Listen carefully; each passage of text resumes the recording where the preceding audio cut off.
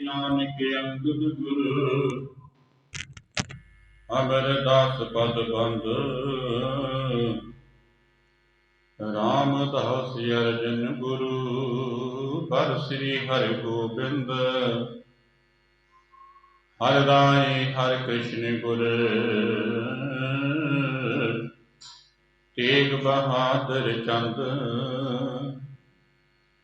दसवीं गोबिंद सिंह गुरु नमो चरण अरविंद ज्यों बुलावे तो बोले स्वामी कुदरत कमन हमारी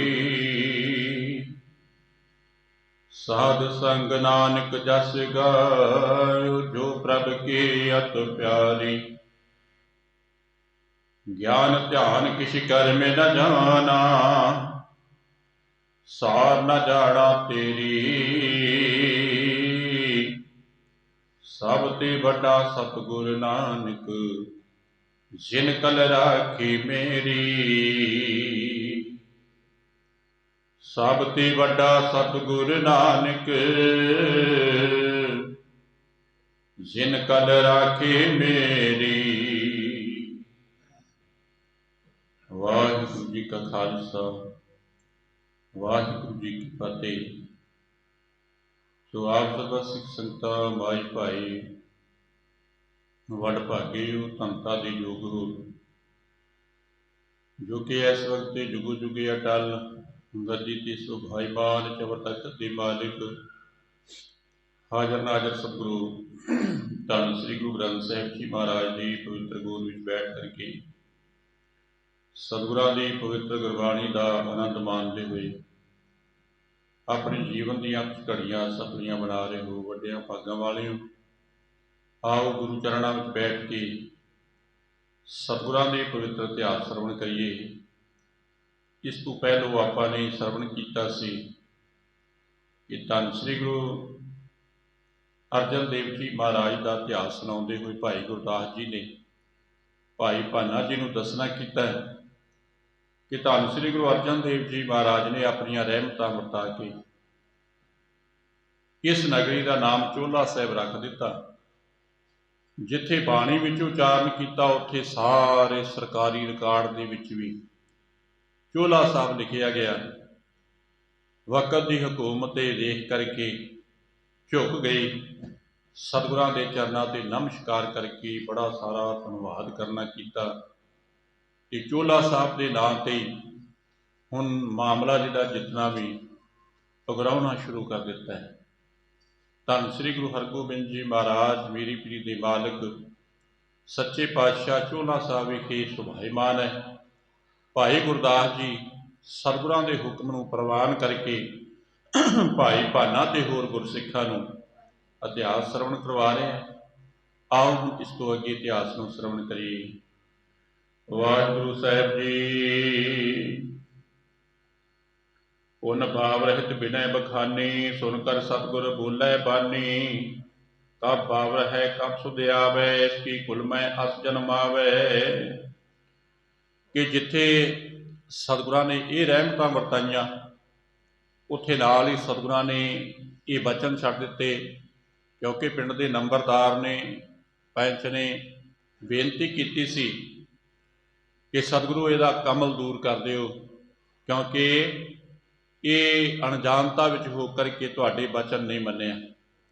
सतगुरु जी कहन लगे पैंच साहब ये गुरु घर के वचन छड्डे हुए ये ठीक तो हो जाएगा पर यदि अंश वंश के विच एक ना अद्धा कमला जरूर रिहा करेगा कभी ठीक हो जाया करेगा तो कभी उन्होंने कमल हो जाया करेगा। ये इन्हां दी जद्दी पुरशी जिहड़ी अंश वंश है ना इदी चलती रहेगी। पर उस वक्त सतगुरां ने उन्होंने ठीक कर दिता जिहड़ा कि सतगुरां दे वचन मनन तो इनकारी सी। जदों ठीक किया सतगुरां दे चरनां ते ढह पिया। बड़ियां सारियां इन्हें भी बेनतियां कीतियां कि सतगुरु मेरे उत्ते रहमत कर दिओ कृपा कर दिओ। सतगुरां ने इनू बख्शना किया है। आव लग तिसकी संतत माहे बावर कब होए कब सुध पाहे। धन श्री गुरु अर्जन देव जी महाराज कि भाई गुरदास जी सुना रहे इतिहास चोला साहब की धरती ते कि धन श्री गुरु अर्जन देव जी महाराज ने इदां ये बचन छड्डे जिहड़े ये अज तक उस परिवार ते लागू है कि कदी उस परिवार दे विच एक ना अद्धा कमला हो जाता है, थोड़े समय बाद ही वो ठीक हो जाता है। तो इदां ये सतगुरां दे छड्डे हुए बचन अज तक ये कायम ने कि जिथे सतगुरां ने रहमत भी कर दिती, ये बचन छड्डे, अज तक भी वो झूठदे है कि जे साडे वडेरे सतगुरां दे अगे बचन प्रवान कर लेंदे तो इदां साडी जद विच नहीं सी होना। सतगुरां साडे उत्ते रहमत हो जानी सी। वो गोत के राहत भारी न चरण दे धीर हमारी। कि सतगुरु जी महाराज इदां सुभाएमान है। भाई गुरदास जी सुना रहे है, धन श्री गुरु हरगोबिंद जी महाराज लागे बैठे हुए है, सारी संगत सतगुरां दे पास बैठी है। तो सतगुरां ने हुक्म किया सी कि वड्डे सतगुरां की कथा कहानी तुसी सुनाओ, क्योंकि तुसी साथ विच रहे सी। कि सतगुरां दा हुक्म मन करके भाई गुरदास जी चला रहे हैं। कहते कि जदों सतगुरां ने ये वचन हाले कीते, इन्हें नूं एक किसान चोले साहब विचों उठ करके सतगुरां दे चरनां ते आया, कहन लगा सतगुरु साडे लागे ही बूह पिंड है कि उस पिंड दे किसान जिहड़े है साडियां मੱਝੀਆਂ गाइयां चरण नहीं दिंदे, चार नहीं दिंदे। जे जाते हैं तो फिर वो बड़ा सारा रौला रप्पा करते हैं, पशुओं नूं मार के भजा दिंदे है, झगड़ा करते हैं, बड़ी सारी बुखाद करते हैं। कि धन श्री गुरु अर्जन देव जी महाराज उन्हां उत्ते भी कृपा कर दिओ कि उन्हां नूं समर्थ आ जाए, ताकि साडे पशुओं नूं वो चारण देन, नहीं तो साडे पशु जिहड़े है वो भुखे रह जाते हैं। हुण जदों इस किसान ने सतगुरां दे चरनां विच बेनती की, गुहार लाई, सुन गुर बोले सहज सुभाए सगरे बूह जू हो जाए। धन श्री गुरु अर्जन देव जी महाराज सुते सुभाई ये बचन छड्ड दिते। सतगुरां ने कहा किसान भाई तुसी झूरो ना, ये बूह की जिन्नी भी जूह है ना ये चरणगाह बन जाएगी, चरणगाह बन जाएगी। सुभावक ही बचन छड्ड दिते कि तुसी बड़े आराम के नाल उत्थे अपनियां गावां मੱਝਾਂ चार सकोगे। हुण सतगुरां ने जदों ये गावां मੱਝਾਂ चारन दे बचन छड्डे ते नाल ही सतगुरां ने ये बचन छड्ड दिते। कहन लगे भाई ये चोला गुरु का ओला है, इस नगरी दे विच बड़ियां सारियां रहमतां वरताना कीतियां, बड़ी सारी कृपा करना कीती है। धन श्री गुरु अर्जन देव जी महाराज ने भाई गुरदास जी दस रहे कि इदां बचन छड्ड के इस किसान की बेनती नूं प्रवान करके नदरू नदरी नदर निहाल कर दिता। इम गुर कहो भूपुर महा उजर गए चारे जो गाहां।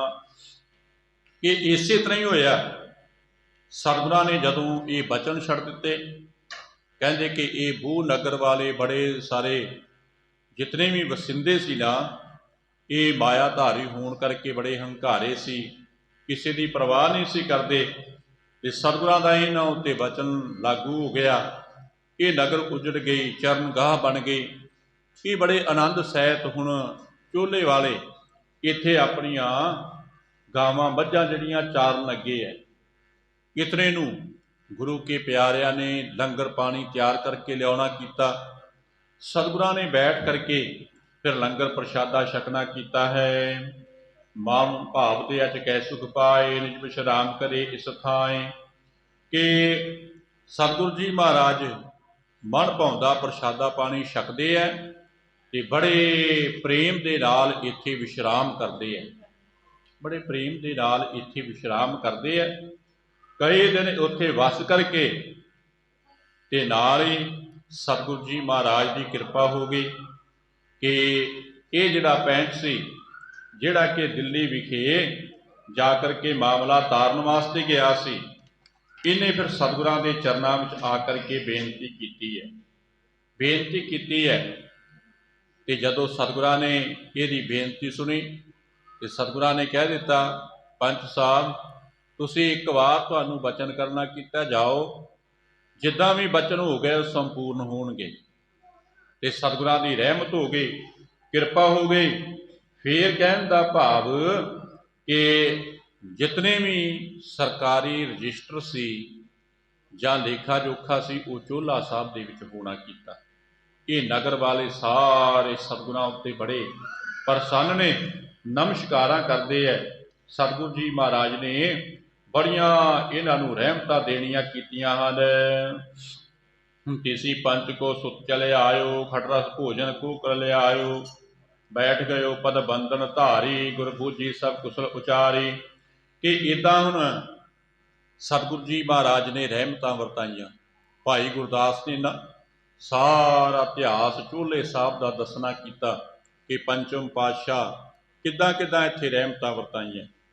हुण इत्थे कथा सुनाई जा रही सी, दूसरे पासे उसे पैंच के पुत्र नूं पता लग गया कि छेवें नानक धन श्री गुरु हरगोबिंद जी महाराज अपने पिता वाले स्थान पर आए हुए है। अते ये पैंच का जिहड़ा सपुत्र सी बड़ी वड्डी शरधा धार करके सतगुरां दे चरनां विच आया। ते जदों आया तो इन्हें बड़े सुंदर भोजन तैयार करके लियाउणा कीता अते सतगुरु जी महाराज के चरण कमलों से नमस्कार करके हुण धन श्री गुरु हरगोबिंद जी महाराज मीरी पीरी के मालक सच्चे पातशाह के चरणों के पास बैठ गया। सतगुरां ने सुख शांति पुछी तो इन्हें सुख शांति दसना की है। कहन लगा, सतगुरु जी तुहाडे घर दीयां बड़ियां सारियां रहमतां, बड़ी किरपा है कि तुहाडीआं रहमतां ही सदका असी बड़ा सुख आनंद मानते हैं, बड़े खुशी हाँ। अते नाल ही उसने सतगुरां दे चरनां विच ये वचन करना कीता है, सकल कुटुंब संग सिग सारे, स्वाद विविधे विदम अचो आहारे। कि सतगुरां अगे बेनती की कि सतगुरु जी मैं प्रशादा पानी लैकर के आया, छकना करो। तो सतगुरां ने अपने परिवार समेत सिखां समेत ਇਹਦੇ ਵੱਲੋਂ ਲਿਆਂਦਾ ਹੋਇਆ ਪ੍ਰਸ਼ਾਦਾ ਪਾਣੀ ਜਿਹੜਾ ਉਹ ਛਕਣਾ ਕੀਤਾ ਤੇ ਸਤਿਗੁਰੂ ਜੀ ਬੜੇ ਆਨੰਦਿਤ ਹੋਏ ਹੈ। ਰਾਤ ਪੈਣ ਤੇ ਸਤਿਗੁਰਾਂ ਨੇ ਫਿਰ ਚੋਹਲਾ ਸਾਹਿਬ ਵਿਖੇ ਆਰਾਮ ਫਰਮਾਨ ਕਰਨਾ ਕੀਤਾ। ਰਾਤ ਪੈਣ ਤੇ ਚੋਹਲਾ ਸਾਹਿਬ ਵਿਖੇ ਧੰਨ ਸ੍ਰੀ ਗੁਰੂ ਹਰਗੋਬਿੰਦ ਜੀ ਮਹਾਰਾਜ ਮੀਰੀ ਪੀਰੀ ਦੇ ਬਾਲਕ ਸੱਚੇ ਪਾਤਸ਼ਾਹ ਨੇ ਆਰਾਮ ਫਰਮਾਨ ਕੀਤਾ। ਜਦੋਂ ਹੁਣ ਅੰਮ੍ਰਿਤ ਵੇਲੇ ਹੋਇਆ ਤੇ ਧੰਨ श्री गुरु हरगोबिंद जी महाराज नितनेम की तरह सतगुरां ने जागना किया है। बोध कीर्तन मन दै सुनै, गुरबानी सिख सुखदा भनै। कि अमृत वेले सतगुरु जी महाराज जाग करके शरीरक क्रियाक्रम सूध करके ते सुभाईमान हुंदे है। रबाबी आकर के कीर्तन करते हैं। गुरु की सिख संगतां चौंकड़े मार करके बैठदियां ते बड़े आनंद दे नाल हुण सतगुरु जी महाराज दीयां संगतां इत्थे कीर्तन श्रवण करदियां। कवि जन ने ये बयान किया श्री हरगोबिंद बासर तीन कि चोहला साहब विखे बासर तीन का मतलब ये है कि 3 दिन धन श्री गुरु हरगोबिंद जी महाराज 3 दिन चोहला साहब विखे ठहरे, इत्थे विश्राम किया, इत्थे पड़ाव करना किया है। अते फिर सतगुरु जी महाराज बड़े आनंद के नाल रह रहे हैं। तो इस तो अगे नूं हुण सतगुरु जी महाराज जाना चाहुंदे सी, क्योंकि चलते चलते सारे स्थान वड्डे सतगुरां दे स्थानां ते दर्शन करते सतगुरु जी वापस श्री अंमृतसर वाले जाना चाहुंदे सी। इदां फिर 3 दिन इत्थे बड़े सुख आनंद के नाल बिताना कीते हन। हुन पिद को थल बंधन करके मार्ग चले तुरंग पर चर के। अते चौथे दिन धन श्री गुरु हरगोबिंद जी महाराज मीरी पीरी दे मालक सच्चे पातशाह पिता गुरु जी के स्थान ते फिर नमस्कार करना कीती है। नमस्कार करके सारे परिवार नूं तैयार करके, क्योंकि उस वक्त सतगुरां दे महल बीबी दमोदरी जी, बीबी मरवाही जी, बीबी नानकी जी अते साहिबजादे ਅਨੀ ਰਾਏ ਜੀ ਅਤੇ ਸੂਰਜਮਲ ਜੀ, ਤੇਗ ਬਹਾਦਰ ਜੀ ਸਾਥ ਵਿੱਚ ਨੇ, ਤੇ ਨੂੰਹ ਖੇਮ ਕੌਰ ਵੀ ਨਾਲ ਹੈ ਜੋ ਕਿ ਸੂਰਜਮਲ ਦੀ ਪਤਨੀ ਹੈ। ਇੱਦਾਂ ਫਿਰ ਸਾਰਿਆਂ ਨੇ ਤਿਆਰੀ ਕਰਨਾ ਕੀਤੀ ਹੈ। ਹੁਣ ਸਤਿਗੁਰੂ ਜੀ ਜਦੋਂ ਆਪਣੇ ਘੋੜੇ ਤੇ ਸਵਾਰ ਹੋਣ ਲੱਗੇ ਹੈ, ਨਗਰ ਦੇ ਸਾਰੀਆਂ ਸੰਗਤਾਂ ਨੇ ਆ ਕਰਕੇ ਸਤਿਗੁਰਾਂ ਦੇ ਚਰਨ ਪਰਸਨਾ ਕੀਤੇ ਹੈ ਅਤੇ ਸਤਿਗੁਰੂ ਜੀ ਮਹਾਰਾਜ ਹੁਣ ਇਸ ਨਗਰ ਵਾਲਿਆਂ ਤੋਂ, ਚੋਲੇ ਸਾਹਿਬ ਵਾਲਿਆਂ ਤੋਂ ਵਿਦਾਇਗੀ ਲੈ ਕੇ ਤੇ ਵਾਪਸ ਆਉਣਾ ਚਾਹੁੰਦੇ ਹਨ।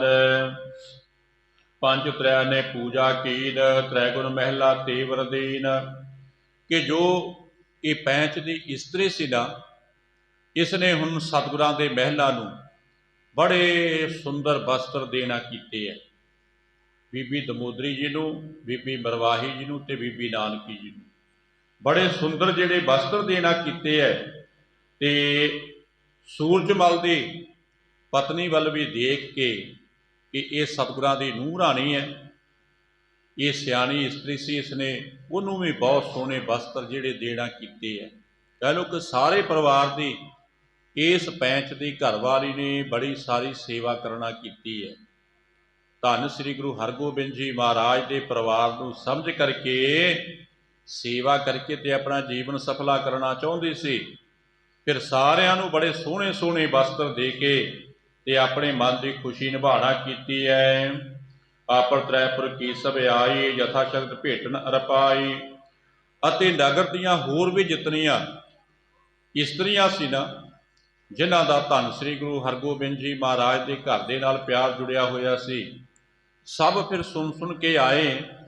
ਤੇ ਜਦੋਂ ਉਹਨਾਂ ਨੇ ਦੇਖਿਆ ਕਿ ਪੈਂਚ ਦੀ ਘਰਵਾਲੀ ਨੇ ਸਤਿਗੁਰਾਂ ਦੇ ਪਰਿਵਾਰ ਨੂੰ ਬੜੇ ਸੁੰਦਰ ਸੁੰਦਰ ਵਸਤਰ ਦੇਣਾ ਕੀਤੇ ਹੈ, ਫਿਰ ਜਥਾ ਜੋਗ ਜਿਤਨੇ ਵੀ ਰਹਿਣ ਵਾਲੀਆਂ ਬੀਬੀਆਂ ਸੀ ਨਾ ਚੋਲਾ ਸਾਹਿਬ ਦੀਆਂ, ਉਹਨਾਂ ਨੇ ਵੀ ਦੇਖ ਕਰਕੇ ਤੇ ਬੜਾ ਸਾਰਾ ਸਤਿਗੁਰਾਂ ਦੇ ਮਹਿਲਾਂ ਦਾ ਸਨਮਾਨ ਕਰਨਾ ਕੀਤਾ ਹੈ, ਬੜਾ ਸਾਰਾ ਸਨਮਾਨ ਦੇਣਾ ਕੀਤਾ ਹੈ, ਬੜੀਆਂ ਸਾਰੀਆਂ ਭੇਟਾਵਾਂ ਅਰਪਣ ਕੀਤੀਆਂ ਅਤੇ ਸਤਿਗੁਰਾਂ ਦਾ ਪਰਿਵਾਰ ਫਿਰ ਇਹ ਵਿਦਾਇਗੀ ਲੈ ਕੇ ਤੇ ਆਪੋ ਆਪਣੀ ਰੱਥਾਂ ਤੇ ਚੜ੍ਹਨਾ ਕੀਤਾ ਹੈ। ਤੇ ਸਤਿਗੁਰਾਂ ਦੀ ਸੁਪੁੱਤਰੀ ਬੀਬੀ ਵੀਰੋ ਜੀ, ਜੋ ਕਿ ਆਪਣੀ ਮਾਤਾ ਜੀ ਦੇ ਨਾਲ, ਬੀਬੀ ਦਮੋਦਰੀ ਜੀ ਦੇ ਨਾਲ ਰੱਥ ਦੇ ਉੱਤੇ ਸਵਾਰ ਨੇ, ਤੇ ਤੇਗ ਬਹਾਦਰ ਜੀ ਨੂੰ, ਆਪਣੇ ਭਰਾਤਾ ਜੀ ਨੂੰ ਗੋਦੀ ਵਿੱਚ ਬੀਬੀ ਵੀਰੋ ਜੀ ਨੇ ਚੁੱਕਿਆ ਹੋਇਆ ਹੈ। ਬੜੇ ਸਾਰੇ ਲਾਡ ਲਡਾਉਂਦੇ ਹੈ ਤੇ ਆਪਣੀ ਮਾਤਾ ਦੇ ਨਾਲ ਖੁਸ਼ੀ ਸਾਂਝੀ ਕਰਦੀ ਹੈ। ਤੇਗ ਬਹਾਦਰ ਨੂੰ ਆਪਣੀ ਗੋਦੀ ਵਿੱਚ ਚੁੱਕ ਕਰਕੇ ਖਿਡਾਉਂਦੀ ਹੈ ਬੀਬੀ ਵੀਰੋ, ਤੇ ਨਾਲੇ ਆਪਣੀ ਮਾਤਾ ਜੀ ਦੇ ਨਾਲ ਖੁਸ਼ੀਆਂ ਸਾਂਝੀਆਂ ਕਰਦੇ ਹੈ। ਇੱਦਾਂ ਹੁਣ ਸਤਿਗੁਰੂ ਜੀ ਮਹਾਰਾਜ ਚੋਲਾ ਸਾਹਿਬ ਵਾਲੀਆਂ ਸੰਗਤਾਂ ਨੂੰ ਬਖਸ਼ਾਂ ਦੇ ਕਰਕੇ ਤੇ ਵਾਪਸ ਆਪਣੇ ਨਗਰ ਸ੍ਰੀ ਅੰਮ੍ਰਿਤਸਰ ਵਿਖੇ ਆਉਣਾ ਚਾਹੁੰਦੇ ਹਨ।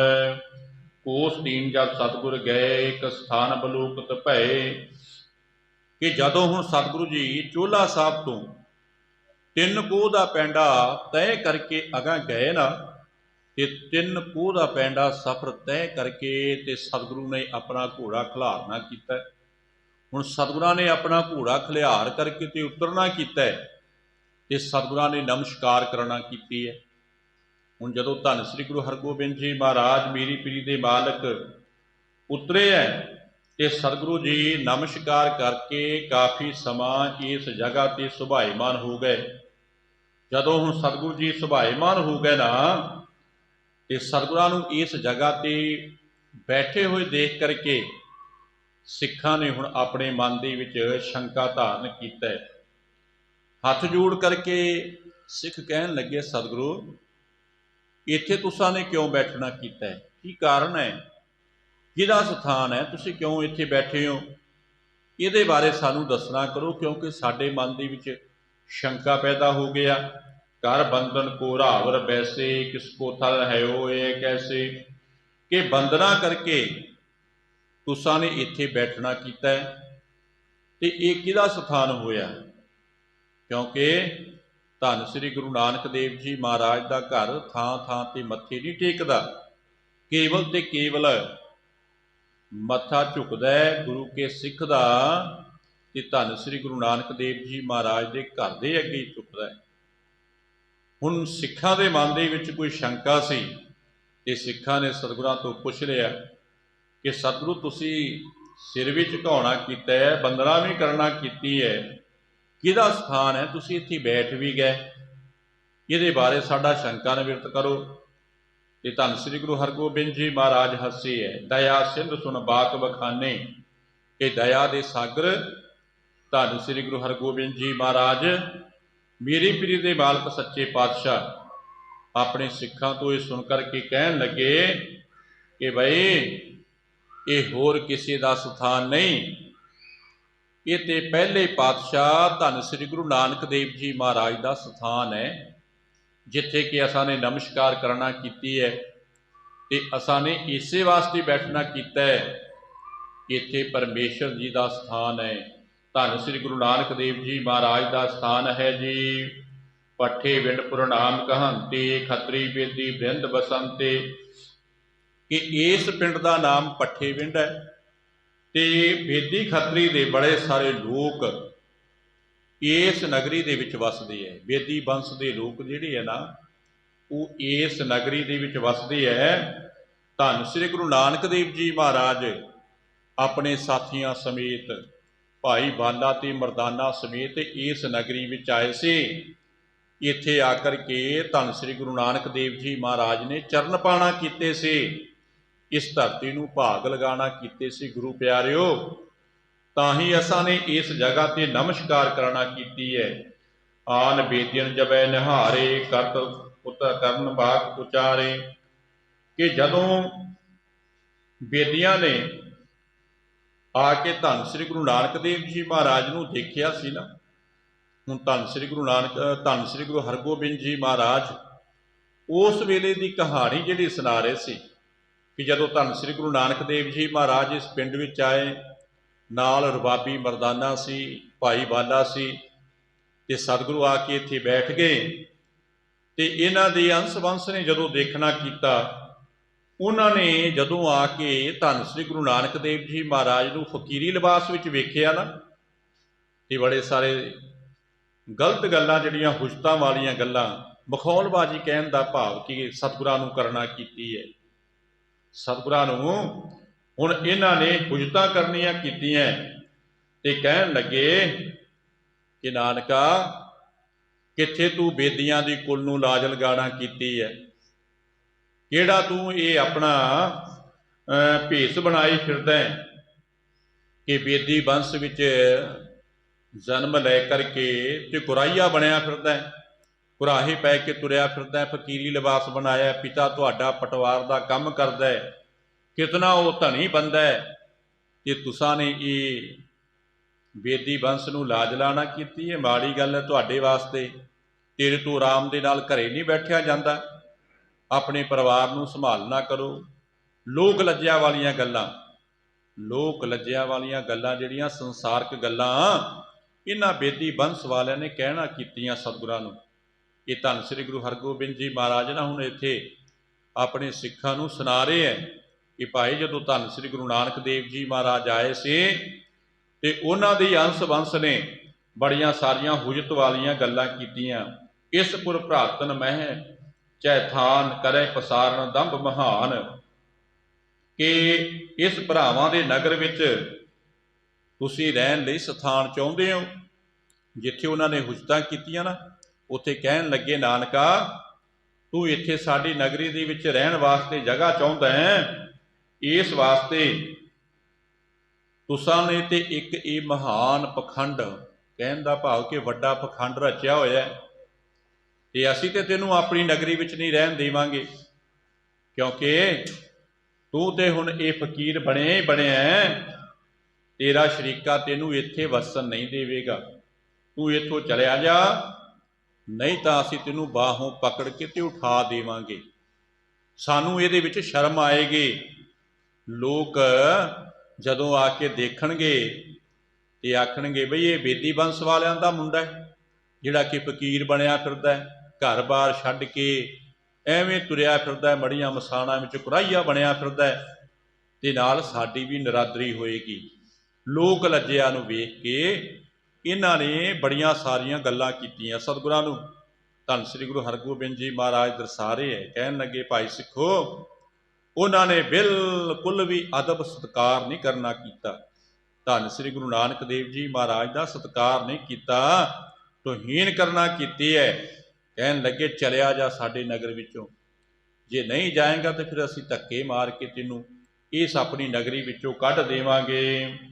ਕਹੋ ਗੁਰੂ ਹਮ ਬਾਤ ਨਾ ਕਰੈ, ਕੋ ਦਿਨ ਬਸੈ ਆਨ ਥਲ ਫਿਰੈ। ਸਤਿਗੁਰੂ ਜੀ ਮਹਾਰਾਜ ਕਹਿਣ ਲੱਗੇ ਕਿ ਭਾਈ ਅਸੀਂ ਤੁਹਾਡੀ ਨਗਰੀ ਵਿੱਚ ਕਦੀ ਵਾਸਤੇ ਨਹੀਂ ਰਹਾਂਗੇ, ਕੁਝ ਦਿਨ ਰਹਿ ਕੇ ਤੇ ਅਸੀਂ ਤੇ ਹੋਰ ਕਿਸੇ ਸਥਾਨ ਤੇ ਚਲੇ ਜਾਣਾ, ਅਸੀਂ ਕੋਈ ਪੱਕਾ ਡੇਰਾ ਥੋੜਾ ਲਾਉਣਾ ਤੁਹਾਡੇ ਨਗਰ ਵਿੱਚ।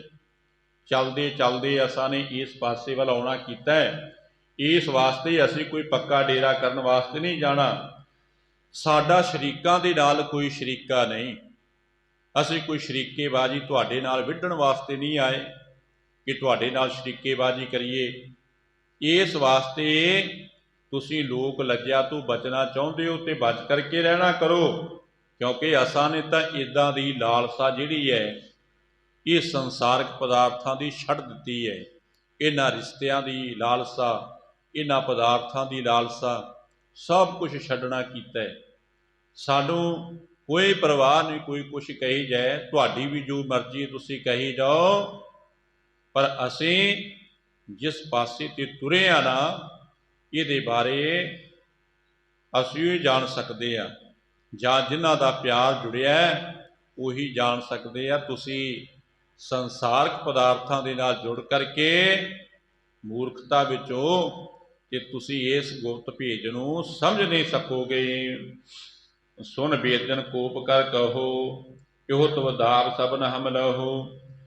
ਤੇ ਜਦੋਂ ਹੁਣ ਸਤਿਗੁਰਾਂ ਨੇ ਇਹ ਬਚਨ ਕੀਤੇ ਨਾ, ਧੰਨ ਸ੍ਰੀ ਗੁਰੂ ਨਾਨਕ ਦੇਵ ਜੀ ਮਹਾਰਾਜ ਦੇ ਬਚਨ ਸੁਣ ਕਰਕੇ ਇਹ ਸ਼ਰੀਕੇ ਵਾਲੇ ਬੜੇ ਗੁੱਸੇ ਵਿੱਚ ਆ ਗਏ, ਕ੍ਰੋਧ ਵਿੱਚ ਆ ਗਏ ਤੇ ਕਹਿਣ ਲੱਗੇ ਕਿ ਨਾਨਕਾ ਇਹ ਤੁਹਾਡਾ ਦਾਵ ਘਾਵ ਅਸੀਂ ਸਮਝ ਗਏ ਹਾਂ, ਜਿੱਦਾਂ ਦੀਆਂ ਤੁਸੀਂ ਗੱਲਾਂ ਕਰਦੇ ਹੋ ਕਿ ਮੈਂ ਇੱਥੇ 1-2 ਦਿਨ ਰਵਾਂਗਾ ਤੇ ਜਦੋਂ 1-2 ਦਿਨ ਇੱਥੇ ਮੇਰਾ ਪੈਰ ਧਰਾਵਾ ਹੋ ਜਾਏਗਾ ਤੇ ਕਈਆਂ ਨੂੰ ਆਪਣੇ ਨਾਲ ਗੰਢ ਲਵਾਂਗਾ, ਆਪਣੇ ਨਾਲ ਮੇਲ ਲਵਾਂਗਾ, ਜਾਂ ਕਹਿ ਲਓ ਕਿ ਕੁਛ ਦਿਨ ਇੱਥੇ ਰਹਿ ਕਰਕੇ 1-2-4 ਦਿਨ ਤੇ ਕਈਆਂ ਨੂੰ ਆਪਣਾ ਸਾਥੀ ਬਣਾ ਲਵਾਂਗਾ ਤੇ ਉਹ ਫਿਰ ਮੇਰੇ ਪੱਖ ਦੀ ਗੱਲ ਕਰਨਗੇ। ਇਸ ਵਾਸਤੇ ਤੁਸੀਂ ਇਹ ਦਾਵ ਘਾਵ ਸਾਡੇ ਨਾਲ ਖੇਡਣਾ ਚਾਹੁੰਦੇ ਹੋ ਕਿ ਸਾਡੀ ਨਗਰੀ ਵਿੱਚ 1-2 ਦਿਨਾਂ ਵਾਸਤੇ ਰਹਿਣ ਵਾਸਤੇ ਪੁੱਛ ਕੇ ਤੇ ਮੁੜ ਕੇ ਤੁਸੀਂ ਕੁਛ ਬੰਦਿਆਂ ਨੂੰ ਆਪਣੇ ਨਾਲ ਬਣਾ ਲਵੋਗੇ ਤੇ ਇਹ ਸੋਚੋਗੇ ਕਿ ਇਹ ਸਾਡੇ ਸਹਾਇਕ ਬਣ ਜਾਣਗੇ, ਤੇ ਫਿਰ ਨਾਨਕਾ ਤੂੰ ਉੱਠੇਗਾ ਨਹੀਂ, ਨਿਤ ਰੋਜ਼ ਦਾ ਇਹ ਸਿਆਪਾ ਛਿੜ ਜਾਏਗਾ। ਸਾਰੇ ਨਗਰ ਵਾਲੇ ਸਾਨੂੰ ਮਖੌਲ ਕਰਿਆ ਕਰਨਗੇ, ਜਾਂ ਤੇ ਅਬੇ ਉਠਾਵਣ ਕਰੈ ਤੋ ਬਚ ਪਰ ਨਾ ਭਰੋਸਾ ਧਰੈ। ਕਹਿਣ ਲੱਗੇ ਕਿ ਅਸੀਂ ਤੇ ਤੈਨੂੰ ਹੁਣੇ ਹੀ ਉਠਾਉਣਾ ਚਾਹੁੰਦੇ ਹਾਂ, ਤੁਰਤੇ ਉੱਠ ਨਾਨਕਾ ਇੱਥੋਂ, ਅਸੀਂ ਤੈਨੂੰ ਰਹਿਣ ਨਹੀਂ ਦੇਵਾਂਗੇ। ਜੇ ਤੂੰ 2-4 ਦਿਨ ਰਹਿ ਗਿਆ ਤੇ ਤੂੰ ਕਈਆਂ ਨੂੰ ਨਾਲ ਆਪਣੇ ਮੇਲ ਲਵੇਂਗਾ, ਸਾਨੂੰ ਤੇਰੇ ਬਚਨਾਂ ਉੱਤੇ ਬਿਲਕੁਲ ਵੀ ਭਰੋਸਾ ਨਹੀਂ। ਕਿਉਂਕਿ ਗੁਰੂ ਪਿਆਰ ਵਾਲਿਓ, ਸ਼ਰੀਕੇਬਾਜ਼ੀ ਜਿਹੜੀ ਹੈ ਨਾ, ਇਹ ਬੜੀ ਮਾੜੀ ਚੀਜ਼ ਹੁੰਦੀ ਹੈ। ਸ਼ਰੀਕੇ ਵਾਲਾ ਤੇ ਧੁਰ ਤੱਕ ਵੀ ਪਹੁੰਚ ਜਾਂਦਾ ਹੈ। ਸਿਆਣਿਆਂ ਦੇ ਇਹ ਕਥਨ ਨੇ ਕਿ ਸ਼ਰੀਕੇਬਾਜ਼ੀ ਬੜੀ ਮਾੜੀ ਹੁੰਦੀ ਹੈ, ਨਾ ਹੀ ਉਹ ਸਮਝ ਸਕਦੀ ਹੈ ਇਸ ਭੇਦ ਨੂੰ। ਇਸ ਵਾਸਤੇ ਹੁਣ ਇਹ ਸ਼ਰੀਕੇਬਾਜ਼ੀ ਵਿੱਚ ਪੈ ਕਰਕੇ ਤੇ ਧੰਨ ਸ੍ਰੀ ਗੁਰੂ ਨਾਨਕ ਦੇਵ ਜੀ ਮਹਾਰਾਜ ਨੂੰ ਆਮ ਹੀ ਵਿਅਕਤੀ ਸਮਝਦੇ ਸੀ ਕਿ ਐਵੇਂ ਕੰਮਕਾਰ ਕਰਨ ਦਾ ਮਾਰਾ ਫਕੀਰਾਂ ਵਾਲਾ ਲਿਬਾਸ ਧਾਰ ਕਰਕੇ ਤੇ 2 ਸਾਥੀ ਉੱਦਾਂ ਦੇ, ਇੱਕ ਮਰਾਸੀ ਨੂੰ ਨਾਲ ਲਿਆ ਹੋਇਆ ਤੇ ਇੱਕ ਜੱਟ ਨੂੰ ਨਾਲ ਲਿਆ ਹੋਇਆ, ਤਿੰਨੇ ਵਿਹਲੜ ਰਹੇ ਨੇ ਤੇ ਐਵੇਂ ਪਿੰਡੋਂ ਪਿੰਡੀ ਫਰੀ ਜਾਂਦੇ ਹੈ। ਕੇਵਲ ਤੇ ਕੇਵਲ ਇਤਨੀ ਗੱਲ ਸੀ ਇਹਨਾਂ ਪਿੰਡ ਵਾਲਿਆਂ ਦੇ ਮਨ ਦੇ ਵਿੱਚ, ਇਹ ਕੰਮ ਕਰਨ ਦਾ ਮਾਰਾ ਆਪਣੇ ਪਰਿਵਾਰ ਨੂੰ ਵੀ ਛੱਡ ਕੇ ਤੇ ਫਕੀਰ ਬਣ ਕੇ ਤੁਰਿਆ ਫਿਰਦਾ, ਐਵੇਂ ਗੱਲਾਂ ਕਰਵਾਉਂਦਾ ਫਿਰਦਾ ਹੈ। ਇੱਦਾਂ ਇਹਨਾਂ ਨੇ ਆਪਣੇ ਮਨ ਵਿੱਚ ਵਿਚਾਰ ਕਰਕੇ ਕਹਿਣ ਲੱਗੇ, ਨਹੀਂ ਨਾਨਕਾ, 1-2 ਦਿਨ ਦੀ ਵੀ ਗੱਲ ਨਹੀਂ, ਅਸੀਂ ਤੇ ਤੈਨੂੰ ਹੁਣੇ ਹੀ ਉਠਾਉਣਾ ਚਾਹੁੰਦੇ ਹਾਂ, ਹੁਣੇ ਹੀ ਭੇਜਣਾ ਚਾਹੁੰਦੇ ਹਾਂ, ਕਿਉਂਕਿ ਸਾਨੂੰ ਤੇਰੀਆਂ ਗੱਲਾਂ ਉੱਤੇ ਬਿਲਕੁਲ ਵੀ ਭਰੋਸਾ ਨਹੀਂ, ਸੱਚ ਨਹੀਂ। ਤੇ ਚੰਗੀ ਗੱਲ ਇਹ ਹੈ ਕਿ ਅਸੀਂ ਤੈਨੂੰ ਕਹਿ ਦਿੱਤਾ ਤੇ ਤੂੰ ਆਪਣੇ ਸਾਥੀਆਂ ਸਮੇਤ ਉੱਠ ਕਰਕੇ ਇੱਥੋਂ ਚਲਿਆ ਜਾ, चंगी गल ये है कि साडे कहण ते चले जावो इथों, नहीं तो असी तुहानू बांह तो फकड़ करके ते हुणे ठा देवांगे। सानू ये गल वारा नहीं खांदी, असी तां बई एक दो दिन भी तैनू इत्थे रहन नहीं देना। एवें फकीरी लिबास बना करके ते पखंड रचना कीता है। तब श्री नानक बाग बखाना, तुम बिरसा घर निज दृढ़ जाना। सो सब कूर शार मिल जावे, उर उजरै कित खोज ना पावे। कि जदों इन्हां ने फिर वारो वारी यही गल कहना कीती कि धन श्री गुरु नानक देव जी महाराज ने अपने पवित्र मुखार बिंद विचों ये वचन उचारण कर दिता। कहन लगे, भाई तुसी अपने घर नूं पक्के विरसे भाव के पक्की मालकी जानते हो कि ये साडा ही है ते असी इहदे मालक हाँ। क्योंकि मनुख आया ना संसार ते ये अपना पक्का ही बना बैठता है, पर इनू ये पता नहीं कि जदों रब दे घर दे विचों सद्दा आ गया, बस फिर सब कुछ इत्थे ही रह गया, कुछ भी नाल गया नहीं जिहदी मालकी करता सी। सतगुरु जी महाराज कहन लगे, शरीके वालिओ ये सब कुछ कूड़ा है ते एक ना एक दिन ये धूड़ विच मिल जाएगा, तुहाडा पिंड ही उजड़ जाएगा ते कित्यां भी लभ्या ये लभेगा नहीं। आखो सतनाम श्री वाहिगुरू। सतगुरां ने बचन छड़ दिते। जदों ये ना हटे शरीके वाले, कई तरह दीयां हुजतां कीतियां ते फिर सतगुरां नूं गुस्से विच हो करके कढ़ना चाहुंदे सी। सतगुरां ने कहा, असीं ते एक दो दिन ही रहना। कहन लगे, ना एक दो दिन भी रहन नहीं दिंदे, तेरा की है, 5-7 होर साथी गंढ लवेंगा नाल ते फिर पक्का थां बना के बह जाएगा। नित दी सानू मखौलबाजी, लोग कहणगे भी आह तुहाडा नानक है, फकीर बनिया फिरदा, काम कार करन दा मारा, इत्यादि। सतगुरां ने बचन छड़ दिते। कहन लगे, बई जिहदे तुसीं पक्की मालकी ठहराउंदे हो ना, ये सब कूड़ा है, नाश हो जाने वाला, धूड़ विच मिल जाएगा, नगरी तुहाडी उजड़ जाएगी। जिहदा तुसीं माण करदे हो ना कि साडी नगरी है, इत्थों निकलो, ये उजड़ जाएगी, किते भी तुहाडा पिंड लभेगा नहीं। इम कह गमन कीन गुण खानी, श्री नानक सिखण सुखदानी। इस तरह कह करके ना धन श्री गुरु नानक देव जी महाराज अपने सिखां नूं सुख देने वाले पातशाह कहन लगे, चलो भाई बाला ते मरदाना जी, जे नहीं रहन देंदे ते चलो अगे चलीए। सतगुरु जी महाराज इदां कह करके ते अगे नूं चले गए। उस समय पिया इस पिंड दे विच अपने आप ही बड़ी ईर्खा वध गई। पुन कुछ समा पाए पुर माही, वधी स्पर्धा मिटे सुझ नाही। कि इतनी आपस दे विच ईर्खा वध गई, ਜਾਂ इदां कह लो कि पार्टीबाजी बन गई, धड़े बन गए पिंड दे विच ही। क्योंकि सतगुरां दा छड्डिया होया बचन खाली नहीं सी जाना। साधु बोले सह सुभा, साधका बोलिया बिरथा ना जाए। पिंड विच हुण ईर्खा पै गई, धड़ा बन गया। बड़े सारे उपाय कीते, पर उपाय जिहड़े है फेल हो गए। ये पार्टीबाजी मिटदी नहीं सी। अगे दी अगे, अगे दी अगे, नित रोज नवीं तो नवीं चिणक पैंदी जांदी इहदे विच, ते ये झगड़ा इन्हां दा वधदा जांदा है। लड़ लड़ भाजे पुर को शोर, परो थे तब कोई सठौर। कि इतनी लड़ाई पै गई ना आपस विच इन्हां पिंड वालियां दी कि लड़ लड़ के कुछ मर गए ते कुछ भज गए। ये पिंड जिहड़ा उजड़ गया ते थे हो गया। ये पिंड उजड़ गया ते इत्थे थे बन गया। धन श्री गुरु हरगोबिंद जी महाराज ने जदों ये कथा अपने सिखां नूं सुनाई ना, ते सारे गुरसिखां ने फिर आपो अपने सिर इत्थे निवाणा कीते है। धन श्री गुरु नानक, धन श्री गुरु नानक देव जी महाराज कह करके याद किया है कि सतगुरु तुहाडी वड्डी कमाई है, जिन्हां ने कि आकर के तपदे हुए जगत जलंदे नूं ठार ना कीता, पापियां ते जालमां नूं नत्थ पा करके रखना कीती, एक नाम का उपदेश दे करके भुल्ले भटकियां नूं सीधे रस्ते ते पा दिता। सारे गुरसिखां ने नमस्कार करना कीती अते नमस्कार करके धन नानक कहना कीता। थिरे करी जुग बौर सुधारे, दोए कोस जब चले अगारे।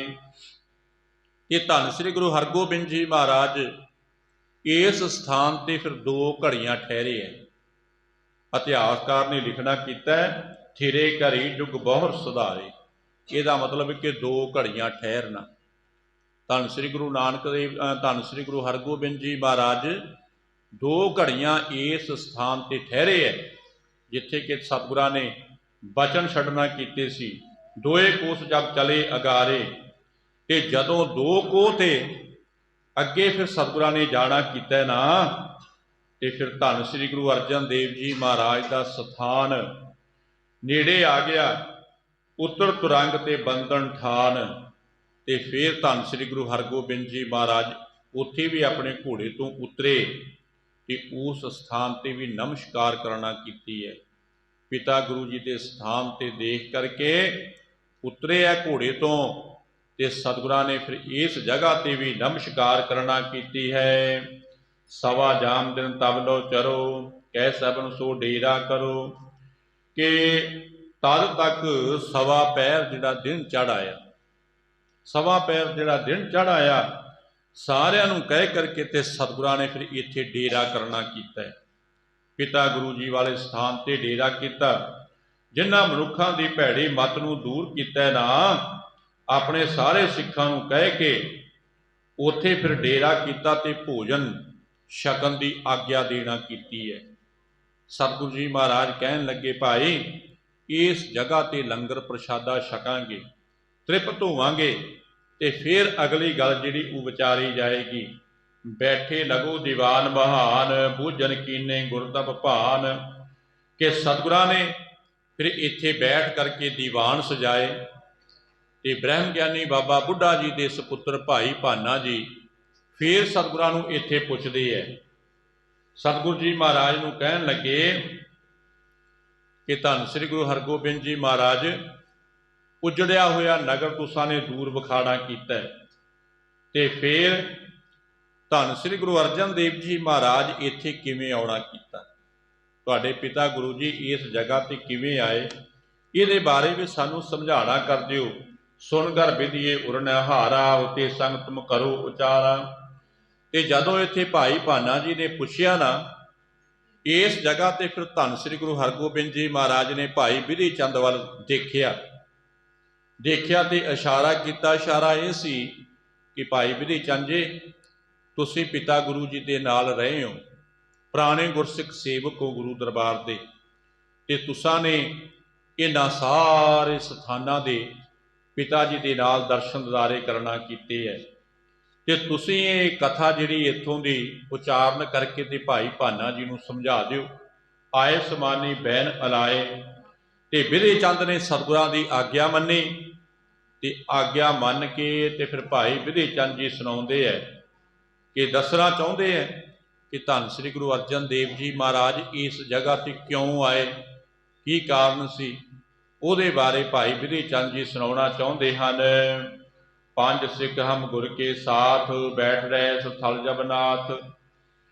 ते भाई विधि चंद जी कहन लगे भाई भाना जी जदों सतगुरु जी आए है ना इत्थे, उस वक्त 5 सिख सतगुरां दे साथ विच सन, ते मैं भी उन्हां दे विच सी।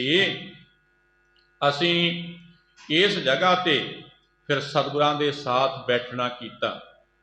सियाल दी रुत सी ते बड़े सारी सीत पैंदी सी, सर्दी का मौसम सी ते बड़ी सारी ठंडी हवा जिहड़ी वो चली जा रही सी, ते दूसरे पासे बदल भी बने हुए सी, ते बदलों करके कुछ फूर पैंदी सी ते होर भी ठंड लगती सी।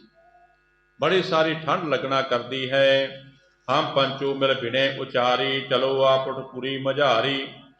कि असां 5 सिखां ने सतगुरां दे चरनां विच ये बेनती की कि सतगुरु जी चलो वो सामने नगर है, तो वो उठ करके चलीए, उत्थे किते जगह लैकर किते रात बतीत कर लवांगे। इत्थे बड़ी सर्दी लगती है, ठंड लगती है, तो बड़ी तंगी आ रही है, इस वास्ते साडी बेनती प्रवान करो। सतगुरु जी महाराज कहन लगे कि नहीं सिखो, असी सारा कुछ जान करके ते इसे वास्ते इस नगर तो दूर बैठना कीता है। घट घट के अंतर की जानत, भले बुरे की पीर पछानत। क्योंकि सतगुरु जी महाराज जानते सी। भाई बिधि चंद जी कहन लगे कि भाई भाना जी, सतगुरां ने कहा सिखो नहीं, असी जानते हाँ इसे करके ये नगरी तो दूर बैठे हाँ। बस है दुष्ट जन भाओ बहीने, जानो परे महाहतहीने। कि सतगुरु कहन लगे कि भाई इस नगरी दे विच बड़े दुष्ट लोग वसदे है, माड़ी बुद्धि वाले वसदे है, मतहीन ने, उन्हां दी मत टिकाणे नहीं। ते भाई बिधि चंद जी कहंदा कि असीं फेर किया कि सतगुरु चलो जे किसी के घर विच नहीं जावांगे, कोई जंज घर होएगा, कोई धर्मसाल होएगी, आपां उहदे विच रह जावांगे। जरूरी किसी के घरे जाना है, आपां किसी नूं पुछांगे नहीं, उत्थे आपां निवास कर लवांगे जिथे कि आम लोग ठहरदे है।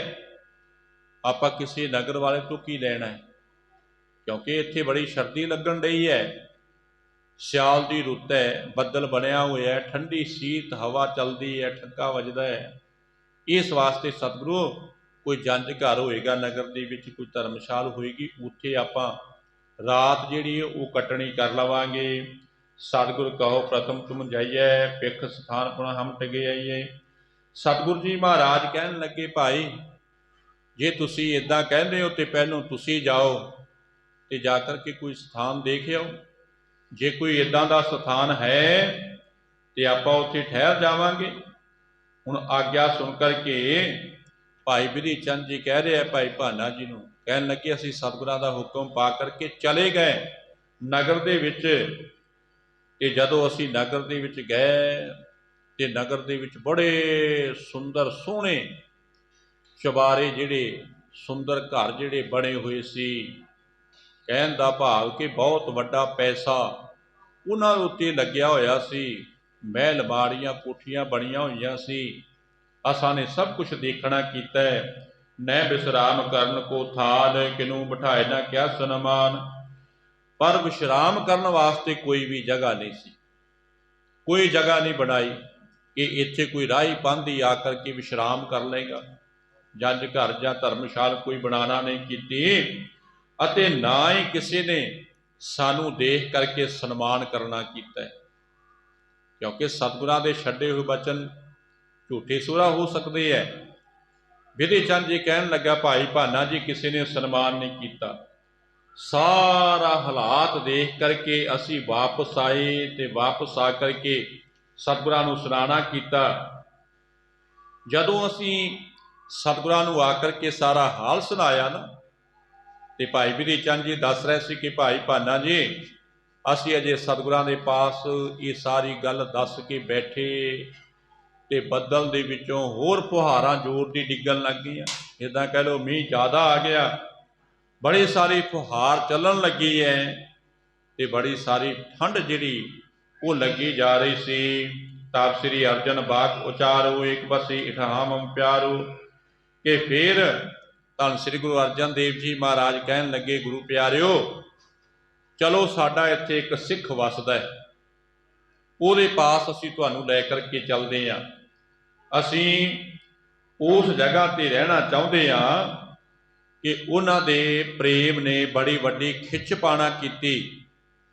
इसे वास्ते असीं इस नगरी विच आए हां, चलो ਉਹਦੇ पास जा करके आपां रात बतीत कर लैंदे हो। सतगुरां ने ये वचन कीते हन, उठ सगरे तिस निकट सधाए, भगत शाह प्री परतन छाए। कि असीं उठ करके सतगुरां दे पिछे पिछे तुरे, पहुँच गए उत्थे जिथे कि टुटा होया एक छप्पर सी अते कखां दे नाल ढकिया होया सी। उस परम संत सिख दा नाम हेमा सी। कि भाई हेमा जी इस छपरी विच रहिंदे है, टुट्टी जी छपरी विच, ते सदा ही सतनाम वाहिगुरू दा जाप हुंदा है।